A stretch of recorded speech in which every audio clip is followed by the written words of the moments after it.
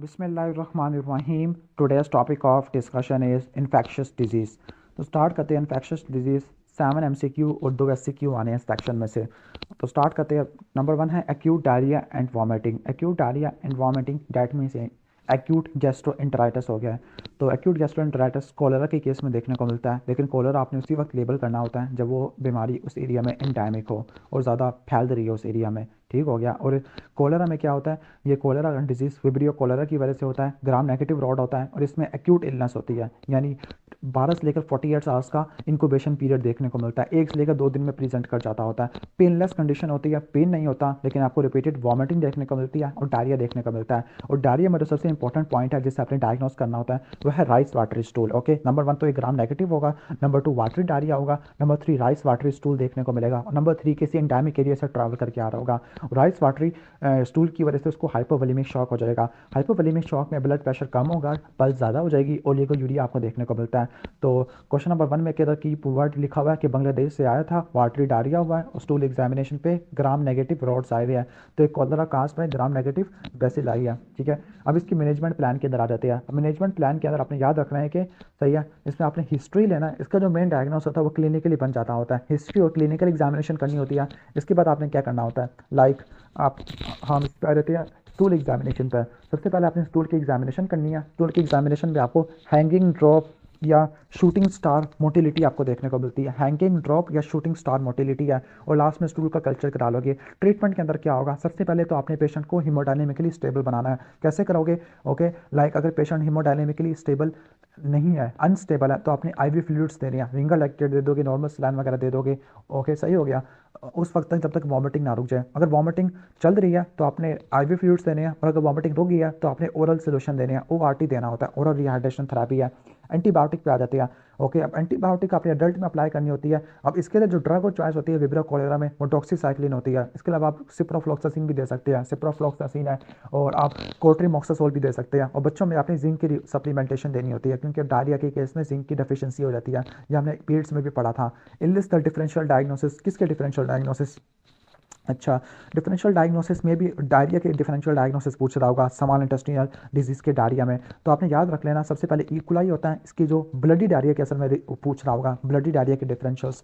तो bloody diarrhoea के differential में इकोलाई होता है। इकोलाई की एंटीरो हेमरेजिक और एंटीरो इन्वेसिव स्ट्रेन होती है, जबकि इसकी एंटीरो टॉक्सिजेनिक स्ट्रेन होती है, वो तो वाटर डायरिया करवाती है। ठीक है, तो इकोलाई का इन्फेक्शन होगा स्पेसिफिकली एंटीरो हेमरेजिक और एंटीरो इन्वेसिव का। इसके अलावा रट्टा मारना CSS से कैम्पेलोबैक्टर, साल्मोनेला, शिगेला, और लास्ट में रट्टा मार लेना आपने ओमाइबिक डिजेंट्री से। सही है, या आप ऐसे भी याद रख सकते हो केस CASE। सी से कैम्पेलोबैक्टर, ए से एमाइबियासिस, ई से इकोलाई, एस से आपका साल्मोनेला शिगेला आ जाएगा। अब 1 सेकेंड इन्वेस्टिगेशन में क्या होगा, हिस्ट्री है, फिर आपने एग्जामिनेशन लेना होता है, फिर आपने बेस लाइन्स करानी है, CBC, ESR, CRP। अब डायरिया है तो आपने यूरिया इलेक्ट्रोलाइट का लेवल जरूर कराना होता है, और ब्लड कल्चर आपने करा लेना है। स्टूल की एग्जामिनेशन करोगे, स्टूल का कल्चर कराओगे, कोलोनोस्कोपी करा लोगे।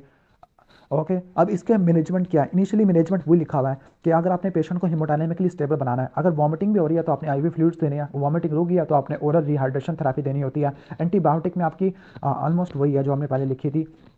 ओके, लाइक आपकी CDE से याद रख लेना। C से सिप्रोफ्लॉक्सासिन, D से डॉक्सीसाइक्लिन, और E से रिथ्रोमाइसिन है। और सिम्प्टोमेटिक मैनेजमेंट करनी है, फॉर एग्जांपल एब्जॉर्बेंट्स देने हैं केओलिन की फॉर्म में, एंटी मोटिलिटी ड्रग्स है ताकि डायरिया ना हो, तो ओपियाइड्स आपने देने होते हैं। सिक्रेशन को रोकने के लिए आप रैकिडोट्रिल देते होते हैं, वैसे किसी काम की नहीं है। पेन को रोकने के लिए अगर एब्डोमिनल पेन भी है तो एंटीस्पाज्मोटिक ड्रग है, लाइक हायोसियामिन, डाइसाइक्लोमीन है। Okay, clear. इसके बाद है चिकन पॉक्स।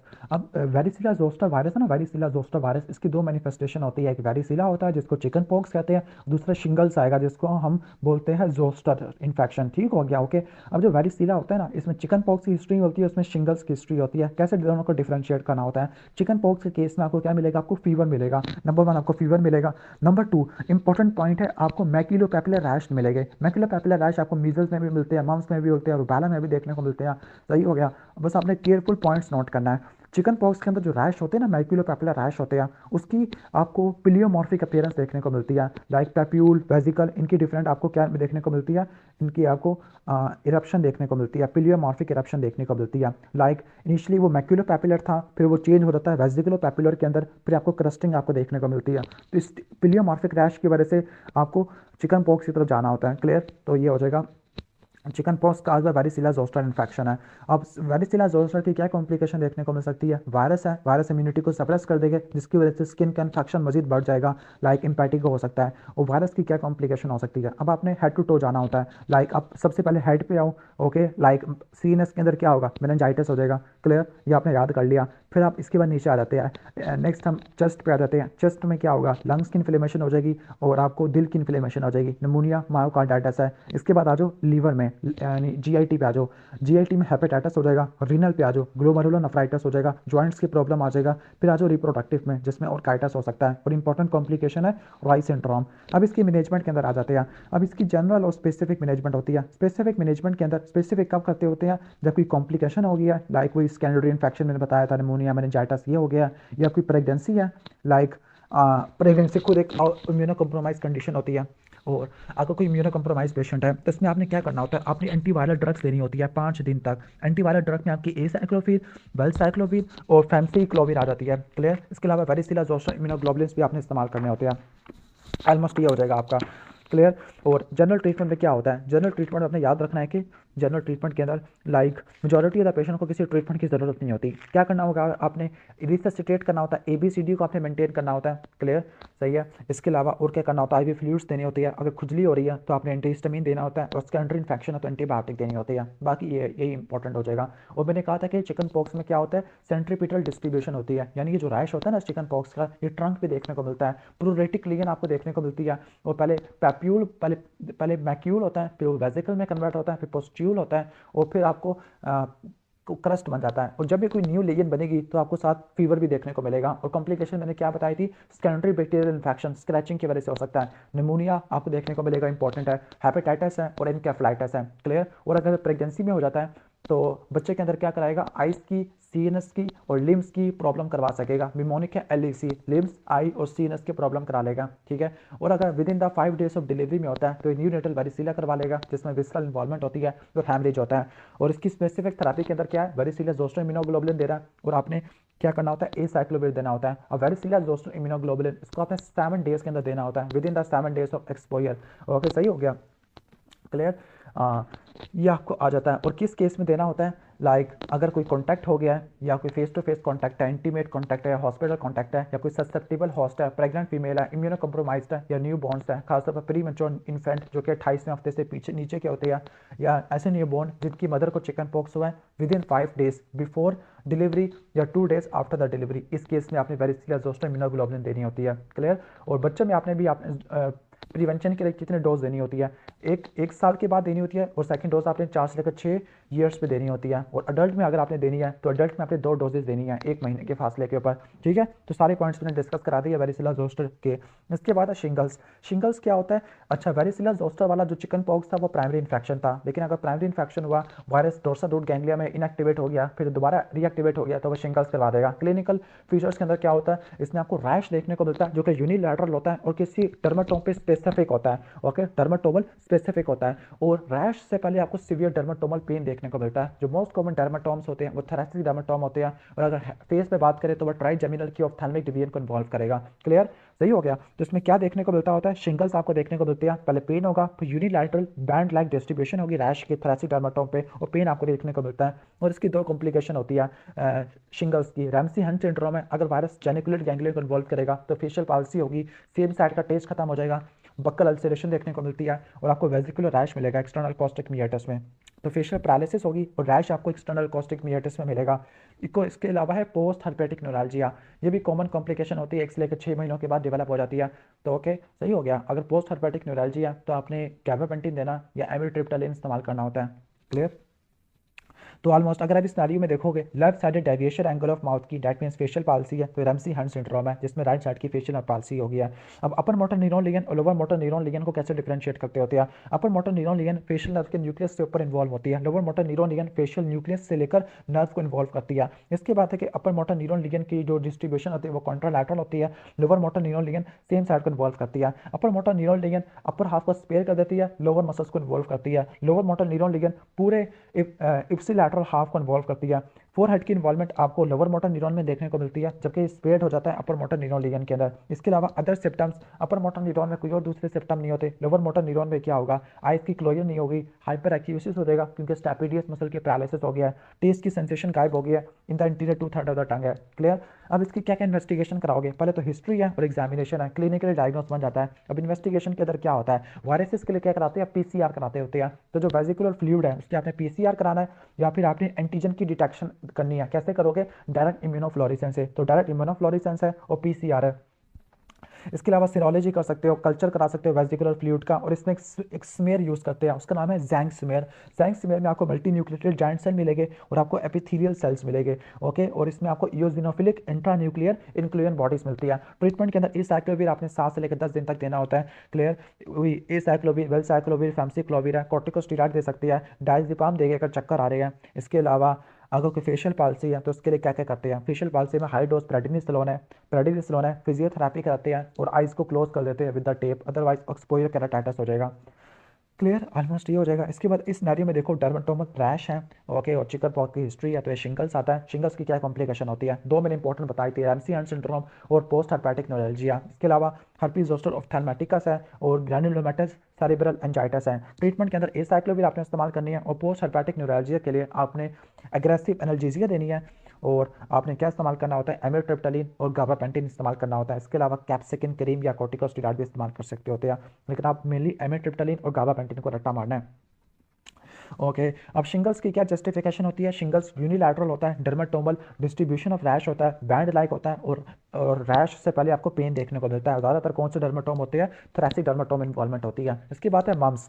अब मम्स मीजल्स दोनों पैरामिक्सो वायरस की वजह से देखने को मिलते हैं। अब मम्स में क्या होता है, आपको हाई ग्रेड फीवर देखने को मिलता है। अच्छा, जो मम्स है ना, स्कूल गोइंग चिल्ड्रन में आपको देखने को मिलता होता है। इसमें पहले आपको नॉन स्पेसिफिक सिम्टम आते हैं, लाइक फीवर है, मलेस है और हेडेक है, लेकिन उसके बाद आपको बायलैटरल टेंडर पैरोटिड ग्लैंड की लार्जमेंट देखने को मिलती होती है। ये इंपॉर्टेंट पॉइंट है। फेशियल पफिनेस देखने को मिलती है, जो क्या क्या इंडिकेट करती है, पैरोटिड ग्लैंड की स्वेलिंग को। जब पैरोटिड ग्लैंड की स्वेलिंग होती है तो बंदा सही से खा भी नहीं सकता, स्वेलो भी नहीं कर सकता, बोल भी नहीं सकता, उसको उर्दू में हम कन फेड़े कहते हैं।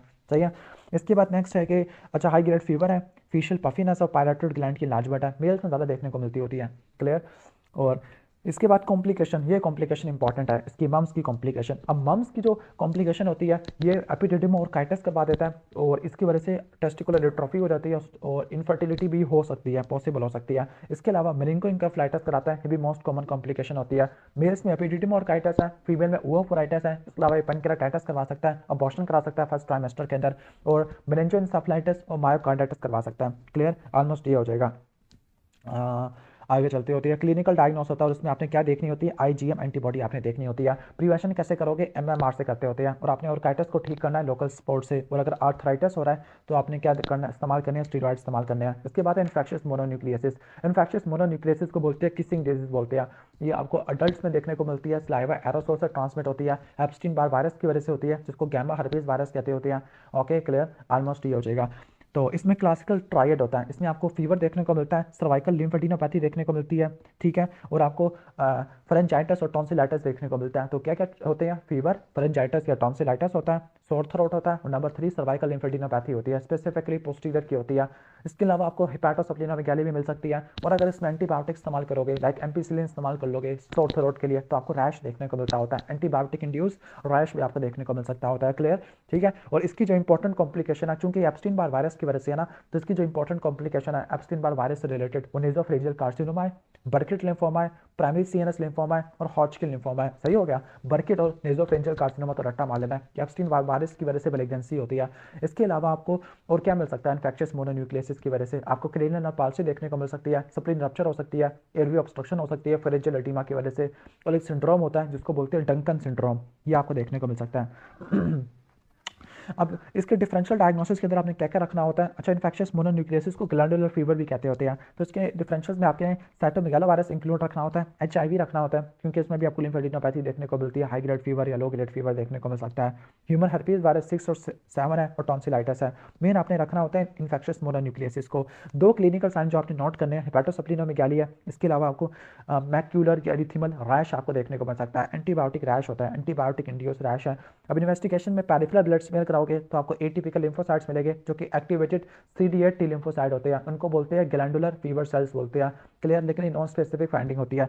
इंपॉर्टेंट टेस्ट है सीरोलॉजी। सीरोलॉजी में आपने हीट्रोफाइल एंटीबॉडी देखनी है। अब हीट्रोफाइल एंटीबॉडी दो टेस्ट से देखोगे, मोनोस्पोर टेस्ट है और दूसरा पोल बेनल टेस्ट है। मोनोस्पोर टेस्ट हॉर्स के अगर हॉर्स की आरबीसीज एग्लूटिनेट होते हैं एंटीबॉडी से तो मोनोस्पोर टेस्ट है, और पोल बनल टेस्ट में शीप के आरबीसीज एग्लूटिनेट हो जाते हैं। इसके बाद आपने स्पेसिफिक एंटीबॉडीज देखनी है एप्स्टीन बार वायरस के खिलाफ, तो कौन कौन सी होती है? वायरल कैप्सिड एंटीजन है, ये एंटीबॉडी है। और इसको कैसे देखोगे? वायरल कैप्सिड एंटीजन के खिलाफ एंटीबॉडी एलाइजा से देखोगे। जबकि एप्स्टीन बार न्यूक्लियर एंटीजन, ओके, एप्स्टीन बार न्यूक्लियर एंटीजन है, ये भी आप देखोगे। दोनों आईजीएम कैटेगरी की होती हैं। तो Epstein Barr virus nuclear antigen है जिसको आप देखोगे पीसीआर से एंटीजन को, और एंटीजन को देखोगे प्रोटीन वाली एलाइजा से देखोगे। क्लियर।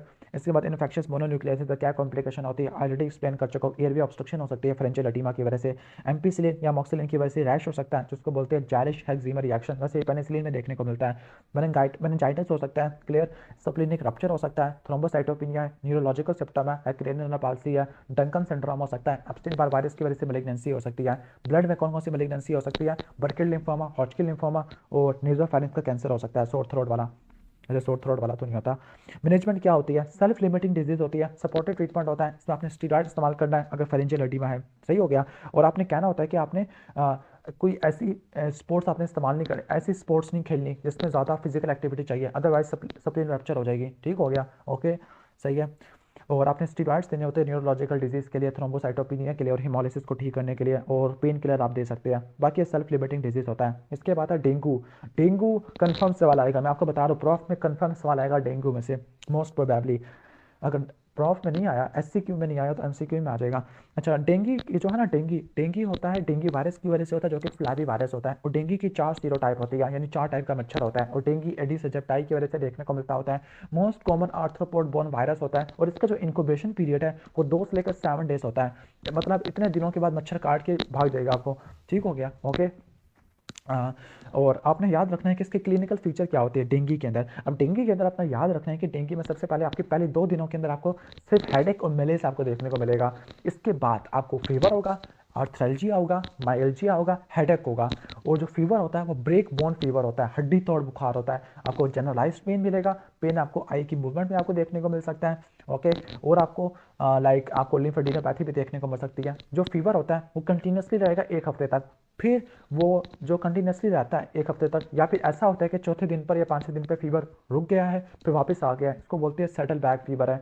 और फिर इसके बाद एक क्रिटिकल फेज आता है। क्रिटिकल फेज ये ना फीवर के 3 से लेकर 7 दिन के बाद आपको देखने को मिलता है। ये वो फेज होता है जिसमें आपको डेंगी हेमरेजिक फीवर या डेंगी शॉक सिंड्रोम की चीज़ें आपको देखने को मिलती होती है। अब वो क्या क्या चीज़ें होती है वो मैं एक्सप्लेन करता हूँ। इसके अलावा आपको डेंगू में रैश भी देखने को मिलता है। इनिशियली 1 से लेकर 2 दिन में मैक्यूलो रैश होता है, और 3 से लेकर 5 दिनों में आपको मैक्यूलो पैपुलर मोरबिलिफॉर्म रैश देखने को मिलता होता है, जो कि पाम और सोल को स्पेयर कर देता है। और मैंने ये कहा था कि 1 हफ्ते के बाद आपको डेंगू हेमरेजिक फीवर या डेंगू शॉक सिंड्रोम की आपको चीज़ें मिलना शुरू हो जाती है।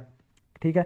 अब क्लासिकल डेंगू फीवर है, फिर एक डेंगू हेमरेजिक फीवर है, और डेंगू शॉक सिंड्रोम है। तो डेंगू फीवर में क्या चीज़ें मिलती है आपको? फिब्राइल फेज होता है, फिब्राइल फेज में हाई ग्रेड फीवर होता है, रेट्रोऑर्बिटल पेन होता है, जनरलाइज बॉडी पेन होता है, ब्रेक बोन फीवर होता है, माइल्जिया होता है, नोजिया वॉमिटिंग होती है। फिर क्रिटिकल फेज आता है। क्रिटिकल फेज में क्या होता है कि आपको शॉक होता है, हाइपोवोलेमिक शॉक है कि एंडोथेलियल डैमेज हो गया ना, तो उसकी वजह से क्या होता है? प्लाज्मा लीक कर जाता है, जिसकी वजह से क्या होगा? प्लाज्मा लीक कर जाएगा तो आपको हिमेटोक्रिट ज़्यादा मिलेगा, थ्रोम्बोसाइटोपिनिया आपको देखने को मिलता होता है, सीवियर ब्लीडिंग होती है, ऑर्गन इंपेयरमेंट होता है। फिर आपको रिकवरी फेज होता है। रिकवरी फेज क्यों होता है?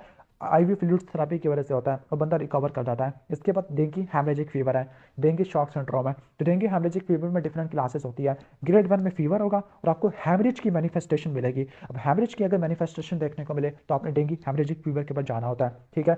और प्लाज्मा लीकेज की एविडेंस मिले तब भी आपने ग्रेड 1 में जाना होता है। और हिमेटोक्रिट 20% से बढ़ जाएगा और प्लेटलेट कम हो जाएंगे। क्लियर। तो ग्रेड 1 में हेमरेजिक मैनिफेस्टेशन और प्लाज्मा लीकेज आपको देखने को मिलेगा। ग्रेड 2 में आपको क्या मिलेगा? ग्रेड 2 में आपको स्पॉन्टेनियस ब्लीडिंग आपको देखने को मिलती है। ग्रेड 3 में क्या मिलेगा? सर्कुलेटरी फेलियर हो जाएगा, शॉक मिलेगा। शॉक में क्या होगा? पल्स वीक होगी, रैपिड होगी, ब्लड प्रेशर कम होगा, नैरो पल्स प्रेशर होगा। और ग्रेड 4 में क्या होगा? ब्लड प्रेशर अनडिटेक्टेबल होगा, कुछ भी नहीं मिलेगा आपको, पल्स भी अनडिटेक्टेबल होगी। तो ग्रेड 1 में हेमरेजिक मैनिफेस्टेशन और प्लाज्मा लीकेज है। ग्रेड 2 में ब्लीडिंग है, 3 में सर्कुलेटरी शॉक है, और 4 में आपको सीवियर शॉक होगा। अब मैं इस पर ज़्यादा टाइम इसलिए लगा रहा हूँ क्योंकि बहुत इंपॉर्टेंट है और यहाँ से कंफर्म सवाल आना है। अब इसके बाद इस क्वेश्चन पे आ रहे थे, क्वेश्चन नंबर 1 में है कि mode of transmission of disease है, तो ये क्या होता है, ये एडिस एजिप्टाई और एडिस एल्बोपिक्टर से ट्रांसमिट होता है, ये इसके वेक्टर होते हैं। अब इसकी ट्रांसमिशन साइकिल क्या होती है, सबसे पहले एडिस मॉस्किटो क्या करेगा, जो डेंगू इन्फेक्टेड पर्सन है उसको काटेगा, ठीक है, और जो मॉस्किटो है, ओके, फिर वहाँ से ब्लड इंजेस्ट कर लेगा डेंगू वायरस वाला, फिर उसको तकरीबन वायरस 8 से लेकर 10 दिन लेता होता है डिवाइड करने में, फिर ये डेंगू इन्फेक्टेड मॉस्किटो किसी दूसरे बंदे को काटेगा और डेंगू उसको 4 से लेकर 13 दिन में हो जाएगा। वैसे इनक्यूबेशन पीरियड कितना होता है, 1 हफ्ते तक होता है।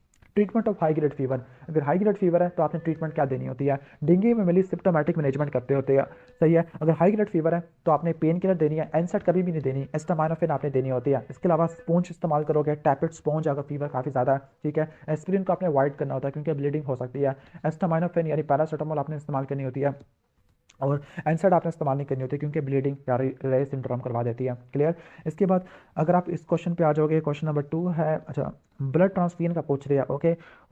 ब्लड ट्रांसफ्यूजन का, there is no need of blood transfusion in this patient है because he will be categorize as group A patient है, ओके। अब डेंगू में ना इसने ग्रुपिंग बनाई हुई है different, okay. Group A patient कौन से होते हैं, ग्रुप ए पेशेंट वो होते हैं जिसमें सिर्फ बुखार होता है, बॉडी में पेन होता है, रेट्रोऑर्बिटल पेन होता है, यानी बुखार और रेट्रोऑर्बिटल पेन है, लेकिन कोई वार्निंग साइन नहीं है, लाइक एचबी गिरा नहीं है, हेमाटोक्रिट आपको देखने को नहीं मिल रहा, ठीक है।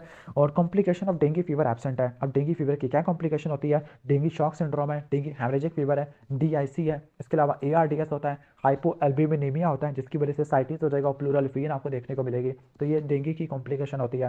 क्लियर, ऑलमोस्ट ये हो जाएगा।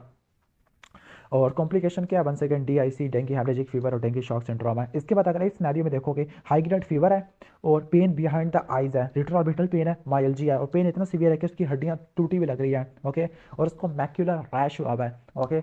और ये मैक्यूलर रैश क्या होता है, सेंट्रीफ्यूगल होता है, सही हो गया, ओके। सेंट्रीफ्यूगल होता है और ये ब्लैंचेबल होता है ऑन प्रेशर, पाम और सोल को सपियर कर देता है। इसके बाद इस क्वेश्चन पे आ जाते हैं, 4 डे हिस्ट्री ऑफ फीवर है, हेडेक है और रेट्रोऑर्बिटल पेन है, और ब्रेक बोन फीवर है, ल्यूकोपीनिया और थ्रोम्बोसाइटोपिनिया आपको देखने को मिलता है, डेंगू की क्लासिकल फाइंडिंग होती है। इसके अलावा इसमें आईजीजी का टाइटल ज़्यादा देखने को मिलता है और पीसीआर भी कराती होती है, हम टेस्ट पढ़ लेंगे। डिफरेंशियल में डेंगू है, इसके अलावा चिकनगुनिया वायरस है, येलो फीवर है और टाइफाइड फीवर रखना होता है। डायग्नोस क्या होगा, क्लासिकल डेंगू फीवर है, फिब्राइल फेस है। और इंपॉर्टेंट इन्वेस्टिगेशन क्या होगी, सीबीसी कराओगे जिसमें आपको ल्यूकोपीनिया, थ्रोम्बोसाइटोपिनिया और इंक्रीज हेपाटोक्रिट मिलेगा। अगर इस क्वेश्चन पे देखोगे, दोबारा one second, high grade fever है, हेडेक है, सीवियर बैक एक है और रेट्रोऑर्बिटल पेन है, मैकुलर रैश हो गया 2 दिन बाद, सही हो गया। फर्स्ट 2 डेज में फेंट मैकुलर रैश होता है और अगले 3 से लेकर 5 दिनों में आपको मोरबिलीफॉर्म मैकुलर पैपुलर रैश देखने को मिलता है, ओके। क्लियर। तो ये क्लासिकल डेंगू फीवर है। अब डेंगू में क्या क्या इन्वेस्टिगेशन कराते हैं, सीबीसी कराओगे, सीबीसी से आप मॉनिटरिंग करते हैं, हिमाटोक्रिट ज़्यादा होता है, ल्यूकोपीनिया, थ्रोम्बोसाइटोपिनिया होता है, आरटीपीसीआर और न्यूक्लिक एसिड एम्प्लीफिकेशन टेस्ट होते हैं, वो करवाते होते हैं। इसके अलावा आईजीएम और आईजीजी के लेवल्स करा लोगे, ठीक है। आरटीपीसीआर और न्यूक्लिक एसिड एम्प्लीफिकेशन टेस्ट करा लोगे। जो कंफर्मेटरी टेस्ट होता है वो आईजीएम और आईजीजी होता है, लेकिन इनिशियली आप अलाइजा करा लोगे NS1 एंटीजन को देखने के लिए, ओके, और नाथ करा लोगे और अलाइजा करा लोगे। अब इसकी मैनेजमेंट क्या होती है, क्लियर। अब इसकी मैनेजमेंट होती है लाइक सबसे पहले आपने ओवरऑल असेसमेंट करनी है, डायग्नोसिस करना है, मैनेजमेंट सीधा स्टार्ट करते हैं। मैनेजमेंट डिपेंड करेगा किस कैटेगरी का पेशेंट है। अगर सिर्फ बुखार और कोई कॉम्प्लिकेशन नहीं है, मतलब कोई वार्निंग साइन नहीं है और कोई कॉम्प्लिकेशन नहीं है, ठीक है, लाइक कॉम्प्लिकेशन क्या थी, डीआईसी, डेंगू हेमरेजिक फीवर है, तो आपने इसकी ग्रुप ए पेशेंट में लेबल करना होता है। इसमें आपने बेड रेस्ट कराना होता है, सपोर्टिव थेरेपी देनी होती है, आईवी फ्लूइड्स देना होता है, न्यूट्रिशन को मेंटेन करना होता है, इलेक्ट्रोलाइट बैलेंस का ख्याल रखना होता है, फ्लूइड आपने ओआरएस और फ्रूट जूसेस पिलाने होते हैं, और फीवर को कंट्रोल करना है एस्टामाइनोफेन से और टैबलेट स्पॉन्ज से। ग्रुप बी पेशेंट कौन से होते हैं, ये वो पेशेंट है जिसमें आपको वार्निंग साइंस मिलते हैं, फीवर, ब्रेक बोन फीवर के अलावा, रेट्रोऑर्बिटल पेन के अलावा, ठीक है, और कोमॉर्बिड कंडीशंस भी आपको देखने को मिलती है। वार्निंग साइंस हो या कोमॉर्बिड कंडीशन हो तो इसमें आपने आईवी फ्लूइड्स आपने देने होते हैं मेन। आईवी फ्लूइड्स में वही नॉर्मल सलाइन या रिंगल लैक्टेट है। और ग्रुप सी वाले पेशेंट है जिसमें कॉम्प्लिकेशन डेवलप हो चुकी है। कॉम्प्लिकेशन क्या थी, डेंगू हेमरेजिक फीवर और डेंगू शॉक सिंड्रोम है। अगर शॉक हो गया तो आईवी फ्लूइड देने हैं, रिंगल लैक्टेट या नॉर्मल सलाइन है, वेसोप्रेसर देने हैं, आइनोट्रॉप्स देने हैं ताकि ब्लड प्रेशर को बढ़ा सके, ठीक है। और अगर हेमरेज हो रहा है, ओके, डेंगू शॉक सिंड्रोम या डेंगू हेमरेजिक फीवर है, हेमरेज हो रहा है, तो आपने आईएम इंजेक्शन नहीं देना, एनसेड्स, एंटीप्लेटलेट ड्रग नहीं देनी होती। प्लेटलेट की ट्रांसफ्यूजन जब देनी है, जब 10,000 से कम हो जाए प्लेटलेट या ब्लीडिंग मैनिफेस्टेशन हो। प्लाज्मा जब देना होता है जब कोआगुलोपैथी है। कौन सा प्लाज्मा दोगे आप, ओके, फ्रेश फ्रोजन प्लाज्मा आप दे देते हैं। इसके अलावा आप पैक आरबीसी ट्रांसफ्यूजन दे दोगे। कब दोगे? जब एचबी आपका 8 से कम हो जाता है। क्लियर? और दूसरी कॉम्प्लिकेशन को मॉनिटर कर लोगे। ठीक है, अब इस क्वेश्चन पे देखो, इस क्वेश्चन में आपको इकाइमोटिक रैश है, इकाइमोटिक ब्रोसिस है, ये आपको हैमरेज की वजह से देखने को मिलती है। मॉडरेट एसाइटिस और बायलैटरल एफिजन है, ये तो कॉम्प्लिकेशन प्लाज्मा लीकेज की वजह से देखने को मिल रही है। सही है, तो ये किस कैटेगरी से बिलोंग करेगा ये? ओके, प्लाज्मा लीकेज हो रहा है और साथ में आपका लाइक हैमरेजिक मैनिफेस्टेशन है, तो ये ग्रेड 1 से बिलोंग करता है। क्लियर? सही है। अच्छा, पैथोफिजियोलॉजी ऑफ दिस कंडीशन है, मैंने कहा था कि डेंगू के ना 4 सीरोटाइप होते हैं। नंबर 1 क्या होगा? एक सीरोटाइप ने काटा, डेंगू फीवर हुआ, मैक्रोफेजिस है, उन्होंने एक्यूट इन्फ्लेमेशन किया, पायरोजन रिलीज किया जिसने ब्रेक बोन फीवर कराया। और अगर आपको सेकंड इन्फेक्शन हो गया डिफरेंट सीरोटाइप से, तो एंटीबॉडीज तो बनी हुई है। ओके, जो फर्स्ट सीरोटाइप की, तो एंटीजन एंटीबॉडी का क्रॉस रिएक्शन होगा, इम्यून कॉम्प्लेक्स बनेगा, टाइप 3 हाइपर सेंसिटिविटी होती है, डेंगू हैमरेजिक फीवर होगा जो कि डेंगू शॉक सिंड्रोम करवा देगा। और कि WHO क्लासिफिकेशन क्या है डेंगू हैमरेजिक फीवर की? जो ग्रेड 1 था, मैंने कहा था कि इसमें आपको फीवर होगा, हैमरेजिक मैनिफेस्टेशन होगी, प्लाज्मा लीकेज होगा जिसकी वजह से प्लूरल रिफ्यूजन हो सकता है, साइटिस देखने को मिल सकता है, हेमाटोक्रिट 20% से ज़्यादा का बढ़ेगा और प्लेटलेट 100 से कम आपको देखने को मिलता है। नेक्स्ट है dengue haemorrhagic fever grade 2। Grade 2 में क्या होता है? आपको स्पॉन्टेनियस ब्लीडिंग देखने को मिलती है। ठीक है। ग्रेड 3 इसमें सर्कुलेटरी फेलियर होगा, पल्स कम, ब्लड प्रेशर कम, सॉरी पल्स ज़्यादा होती है, ब्लड प्रेशर कम होता है, पल्स प्रेशर भी कम होता है। और ग्रेड 4 में आपको शॉक मिलेगा जिसमें ब्लड प्रेशर और पल्स आपको काफ़ी ज़्यादा कम देखने को मिलती है। और आपने क्या क्या अवॉइड करना होता है? एनसेट्स आपने अवॉइड करनी है, एंटीप्लेटिलेट एंटीकोगुलेंट को अवॉइड करना होता है और आईएम इंजेक्शन को भी अवॉइड करना होता है। एनसेट्स क्यों अवॉइड कर रहे हैं? क्योंकि ब्लीडिंग करवा सकती है और राइट सिंड्रोम करवा सकती है। तो ऑलमोस्ट हमने सारे अच्छे से डिस्कस कर लिया ये वाले पॉइंट्स। इसके बाद हम आगे चलते होते हैं, डेंगू अच्छे से हो गया। इसके बाद नेक्स्ट है हर्पीस सिम्प्लेक्स वाला टॉपिक है। ओके, सही है। Okay, herpes simplex. इससे पहले हमने वारिसिला जोस्टर भी देख लिया और बैला वगैरह भी देख लिया, तो ऑलमोस्ट ये हो जाएगा। तो हर्पीस सिम्प्लेक्स में आपकी इसकी भी 2 इन्फेक्शन होती है, प्राइमरी और रिकरेंट होते हैं। प्राइमरी में जिंजियोमोस्टोमेटाइटिस होता है, कहते हैं कि तो हर्पीस सिम्प्लेक्स टाइप 1 है, ये अबव द वेस्ट इन्फेक्शन कराता है, और जो टाइप 2 होता है वो बिलो द वेस्ट करवाता है। यानी टाइप 1 ओरल कैविटी को इन्वॉल्व करता है और जो टाइप 2 होता है ये जेनिटल ट्रैक्ट को अफेक्ट करता है। तो जो प्राइमरी इन्फेक्शन होता है इसमें जिंजियोमोस्टोमेटाइटिस हो सकता है, फेरेंजाइटिस हो सकता है और पेनफुल जेनिटल ट्रैक्ट के लीजन हो सकती है, और फीवर और लिम्फेडिनोपैथी तो होगी। क्लियर? इसके बाद अगर रिकरेंट इन्फेक्शन है, अगर लिप्स को इन्वॉल्व करेगा तो उसको बोलते हैं हर्पीस लेबियालिस। क्या बोलते हैं उसको? हर्पीस लेबियालिस। ओके, तो ऑलमोस्ट ये हो जाएगा हर्पीस लेबियालिस वाला। इसके बाद हम आगे चलते हैं, लाइक आपको वेजिकुलेशन आपको देखने को मिलती है, पोस्टुलेशन क्रस्टिंग आपको देखने को मिल सकती है। और अगर ये इनोकुलेशन लीगन फिंगर्स पे हो तो पैरोनिकिया हो सकता है, उस पैरोनिकिया को बोलते हैं विटलू, बोलते हैं विटलू। लाइक क्वेश्चन नंबर 1 में आओ तो आपको vesicles on the angle of mouth मिल रहा है और टिंगलिंग सेंसेशन आ रही है इरेप्शन से पहले, और पहले भी हो चुकी है, रिकरेंट होती है। तो ये क्या होती है? ओके, हर्पीस सिम्प्लेक्स इन्फेक्शन है। ओके, हर्पीस सिम्प्लेक्स वायरस का इन्फेक्शन है, काज पे हर्पीस सिम्प्लेक्स वायरस 1 और 2 होते हैं। अब इसके प्रेसिपिटेटिंग फैक्टर क्या होते हैं? लाइक अगर कोई कॉन्कॉमिटेंट मेडिकल इलनेस है, डायबिटीज, इम्यूनो कॉम्प्रोमाइज्ड है, इम्यूनो सप्रेशन है, सही है, कोई ट्रॉमा हुआ है, मेंसिस है, ये यूवी लाइट एक्सपोजर की वजह से देखने को मिलता है। स्पेसिफिक ट्रीटमेंट क्या होगा? वंस अगेन, अगर इम्यूनो कॉम्प्रोमाइज पेशेंट होगा तो ड्रग डिफरेंट होगी, अगर इम्यूनो कॉम्पिटेंट और ड्रग डिफरेंट होगी। ठीक है, एंटीवायरल ड्रग आपने इस्तेमाल करनी होती है विद इन 48 आवर्स। अगर इम्यूनो कॉम्पिटेंट है तो ए साइक्लोविर इस्तेमाल करनी है, ए साइक्लोविर, वेल साइक्लोविर और फैमसिक्लोविर है। और अगर इम्यूनो कॉम्प्रोमाइज्ड है तो आपने फोस्कार्नेट इस्तेमाल करनी होती है। इसके बाद लेप्टोस्पायरोसिस। लेप्टोस्पायरोसिस में जो क्लासिकल फाइंडिंग आपको देखने को मिलती है वो आपको माइल्जिया आपको देखने को मिलती है। क्या देखने को मिलती है? आपको माइल्जिया देखने को मिलती है। इसके अलावा आपको हेडेक भी आपको देखने को मिल सकता है, लेकिन लेप्टोस्पायरोसिस में माइल्जिया होता है। उसका ट्रायड रट्टा मान लो, ट्रायड होता है, हैमरेज, जॉन्डस और एक्यूट किडनी इंजरी होता है। हैमरेज कौन सा होता है? सब कंजक्टिवल हैमरेज होता है। और ये किन में देखने को मिलता है? उन लोगों में जो सैवरेज वाटर का एक्सपोजर में, जो सैवरेज वाटर में काम करते हैं, सैवरेज वर्कर होते हैं, ठीक है, या डंगल डॉक्टर होते हैं, वेटरनरी डॉक्टर होते हैं, डीवीएम के डॉक्टर्स होते हैं, या रैट, लाइक रैट के यूरिन की वजह से वाटर इन्फेक्ट हो गया, उस वाटर लेने की वजह से भी आपको देखने को मिलता होता है। क्लियर? सही हो गया? तो इसमें व्हील्स डिजीज हो जाता है जो कि लेप्टोस्पायरोसिस को बोलते हैं। ओके, सही हो गया। और इसमें आपको पल्मोनरी हैमरेज, रीनल फेल्योर और आपको लिवर फेल्योर देखने को मिल सकता है, मेनिंजाइटिस देखने को मिल सकता है। और इसमें ट्रीटमेंट क्या होता है? आईवी पेनिसिलिन इस्तेमाल करते होते हैं। इसका जो सोर्स होता है वो सैवरेज वाटर होता है, रैट यूरिन इन्फेक्टेड वाटर होता है। और कॉम्प्लिकेशन क्या होती है? सब कंजक्टिवल हैमरेज होता है, हेपेटोमेगाली आपको देखने को मिलता होता है। और इसकी जो इन्वेस्टिगेशन और चॉइस होती है वो माइक्रोस्कोपिक एग्लूटिनेशन टेस्ट होता है। और ट्रीटमेंट में क्या होता है? आपने पेनिसिलिन देनी होती है, डॉक्सीसाइक्लिन देनी होती है, और अगर हैमरेज है तो आपने स्टीरॉइड देने होते हैं। तो सारे मैंने पॉइंट्स बता दिया, मोटे मोटे पॉइंट मैंने क्या बताया? हाई ग्रेड फीवर, जॉन्डस है, सब कंजक्टिवल हैमरेज है और रीनल फेलियर हो सकता है, जिसकी वजह से क्या होगा? एक्यूट किडनी इंजरी हो जाएगा। ठीक है, और जूनोटिक डिजीज होता है। ठीक है, ओके। अब क्लासिकल सिम्टम्स ऑफ लेप्टोस्पायरोसिस है, तो इसमें आपको लाइक बैक्टीरियमिक लेप्टोस्पायरोसिस है, एसेप्टिक मेनिंजाइटिस है, सॉरी सिंड्रोम्स ऑफ लेप्टोस्पायरोसिस है, एक बैक्टीरियमिक है। नंबर 2 निमोनिक इसका होता है, ओके, BAIAP बेप, ओके, बी से बैक्टीरियमिक है, ए से एसेप्टिक है, आई से एक्टेरिक है जिसको बोलते हैं विल्स डिजीज बोलते होते हैं, क्लियर। और कहने का मतलब है कि लास्ट है पल्मोनरी सिंड्रोम है, ओके, ऑलमोस्ट ये सारी एक्सप्लेन कर दिया। Mode of transmission, mode of transmission क्या होती है, with the urine under tissues of infected animal, like rat के यूरिन की वजह से हो सकती है, या कट्स या ब्रियन के थ्रू हो सकता है, या कंटामिनेटेड वाटर है उसकी इमोशन की वजह से देखने को मिल सकता है, या कंटामिनेटेड वाटर के पीने की वजह से देखने को मिल सकता है। अब इसका जो डायग्नोसिस होता है वो कैसे बनाते होती है, माइक्रोस्कोपिक एग्लूटिनेशन टेस्ट होता है, मैट होता है, उससे आप IgM देखते हैं। इसके अलावा लाइजा इम्यूनोफ्लोरेसेंस करा सकते होते हैं, या रेडियो इम्यूनो ऐसे करा सकते होते हैं, PCR कर सकते हैं, ओके, DNA को देखने के लिए, और ब्लड और CSF का कल्चर कर सकते हैं, पॉजिटिव होता है फ्लैचर मीडियम के ऊपर। बाकी यूरिन एग्जामिनेशन वगैरह भी कर सकते होते हैं, ओके। बाकी CBC, ESR, CRP, LFT, RFT, यूरियल electrolyte ये करा लोगे। क्वेश्चन नंबर 2 में वेटरनरी डॉक्टर है जिसको हाई ग्रेड फीवर है, माइल्जिया आपको देखने को मिल रहा है, सिवियर माइल्जिया, ये सबसे कैरेक्टरिस्टिक सिम्पटम होता है लेप्टोस्पायरोसिस का। कंजक्टाइवल हैमरेज होता है, इफ्रियन है, हेपेटोमेगाली है, यूरिन आउटपुट कम हो गया तो लेप्टोस्पायरोसिस है जिसको विल्स डिजीज कहते हैं। लेप्टोस्पायरा इंटिनोजेंस की वजह से देखने को मिलता है। इन्वेस्टिगेशन ऑलरेडी एक्सप्लेन कर चुका हूँ, इन्वेस्टिगेशन ऑफ चॉइसेस मैट होता है, माइक्रोस्कोपिक एग्लूटिनेशन टेस्ट है। बाकी लाइजा कर सकते हैं यूरिन एंटीजन के लिए, PCR कर सकते होते हैं। फर्स्ट फेज में आप CSF पे करोगे और सेकंड फेज में आप यूरिन के ऊपर करोगे, ठीक है। अब हम आ जाते हैं ट्रीटमेंट के अंदर। अब ट्रीटमेंट के अंदर अगर माइल्ड लेप्टोस्पायरोसिस है तो आपने पेनिसिलिन से स्टार्ट करना होता है। पेनिसिलिन में एमॉक्सिलिन या एम्पिसिलिन दे सकते होते हैं, क्लियर। और डॉक्सीसाइक्लिन दे सकते हैं, डॉक्सीसाइक्लिन है और एम्पिसिलिन है और एमॉक्सिलिन है, सही हो गया। और सीवियर लेप्टोस्पायरोसिस है तो आपने पेनिसिलिन देनी है या सेफ्ट्राक्सोन देनी है और प्लाज्मा फेरेसिस करना होता है। और अगर कॉम्प्लिकेशन है तो आपने ब्लड ट्रांसफ्यूजन देनी होती है।